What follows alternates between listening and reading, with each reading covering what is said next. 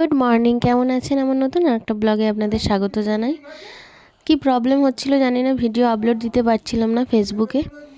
তো আজকে সোমবারের ভিডিও এটা। তো সকাল সকাল এসেছি রান্নাঘরে। আজকেও মামামের একটা পরীক্ষা আছে, লাস্ট পরীক্ষা। তো শাক ভাজা রান্না করছি এখানে, সকাল সকাল পাবদা মাছের তরকারি করছি। আর রান্না করব আমি ওই দানা কলা আছে না, ওই কলাগুলোর দানাগুলো ছাড়িয়ে চিংড়ি মাছ দিয়ে তো তরকারি করি।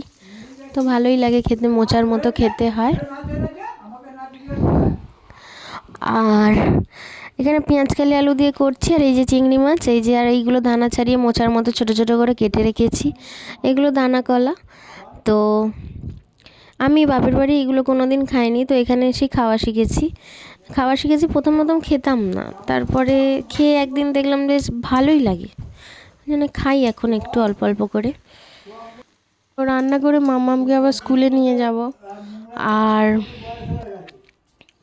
এখানে মাম্মামকেও দিদু খাইয়ে দিচ্ছে। দিদু থাকলে একটু সুবিধা হয় আর কি, একটু খাইয়ে দেয়, আমার কাজটা একটু কমে। আর এখানে হিয়া খাচ্ছে ম্যাগি, আমি খাবো কর্নফ্লেক্স। মাম্মামকে নিয়ে যাব স্কুলে আবার। তো আমি ঘর গোছানোর সময় পাই না, ঘর নোংরা করে রাখি আমার মা বলে, ওই জন্যে মাই লেগে গেছে ঘর পরিষ্কার করতে। তো হঠাৎ করে আবার দুপুরবেলা এখন বৃষ্টি এসছে, ছাদে উঠেছিলাম, দেখি চড়বড় করে বৃষ্টি এসছে। তো ছুটে ছুটে আবার নিচে যাচ্ছি ওই জন্য। তো এখন শীতকাল, এখন বৃষ্টিতে বেশি দেখতে ভালো লাগছে, কিন্তু বৃষ্টিতে ভিজলে হবে না, তো ওই জন্য তাড়াতাড়ি নিচে চলে যাই। আর এখানে ওরা যেতে চাইছে না আর কি, বৃষ্টিতে ভিজবে, আনন্দ করছে আর কি এখানে।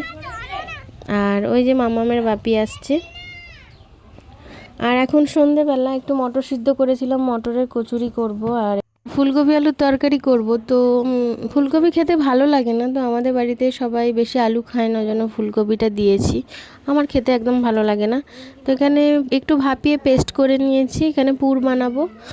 আর তরকারিটা একটু পেঁয়াজ রসুন দিয়েই করব আজকে, ফুলকপির রোস্ট করব আর কি। একটু পেঁয়াজ রসুন দিয়ে তরকারি করলে ভালো লাগে কচুরির সাথে।